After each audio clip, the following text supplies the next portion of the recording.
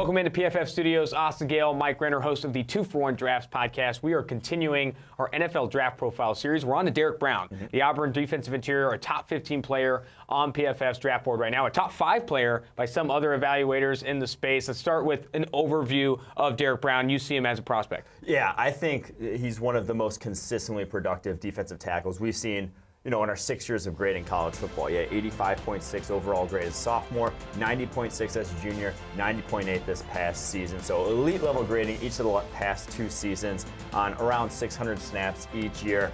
Equally good in run defense and as a pass rusher.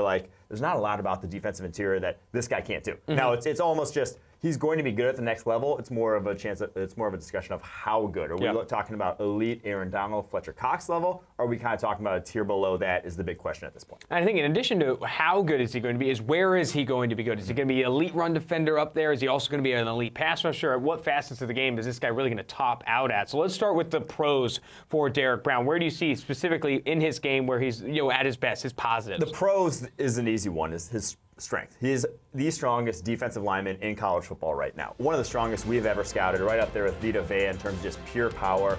The term ragdoll was meant for Derrick Brown. He takes guys and he stands them straight up off the snap, and he is the best at that in terms of in college football. Has the length, has the power in his upper body. I think that's going to translate very well.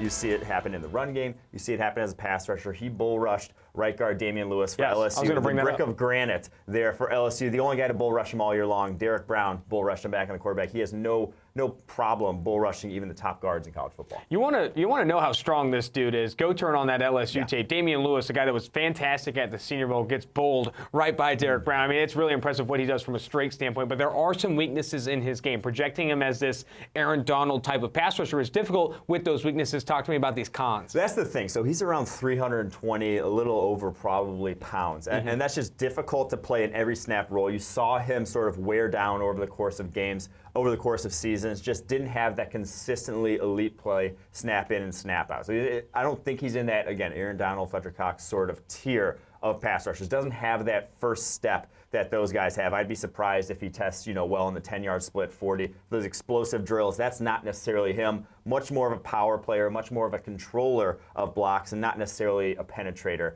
into the backfield. And when you have that skill set, when you aren't much of a penetrator, it's hard to win with your first step, win with your first move as a pass rusher, and create instant pass rush type of pressure. But what he can do is push the pocket with significant success. He's a bully in that regard. Give me a player comparison for this guy. Where are you sitting with him for an NFL player comparison for Derrick Brown? I think a guy like Akeem Hicks for the Chicago Bears is what you could project for him at the next level. And that's, elite level run defense, good pocket pushing ability, not the Chris Jones, not the, like I said, Fletcher Cox, Aaron Donald tier of pass rushers. I just don't think he's on that level athletically. Hasn't necessarily shown that at the college level in terms of the snap-to-snap dominance. But Akeem Hicks, is a pretty good consolation prize. You're still taking that top 5, top 10 in the NFL draft because of how dominant he is as a run defender and just good plus pass rushing. I think that's what you can expect from Derrick Brown. Give me the bottom line on Derrick Brown. Where do you see him going in the 2020 NFL draft? And from a ceiling floor or floor perspective, what's his floor production really in the NFL? I think that's the thing. The bottom line is he has one of the highest floors of any defensive player in this draft. He's just going to be a solid player. The floor for him is a very good player in the NFL. It's just I don't see the ceiling pushing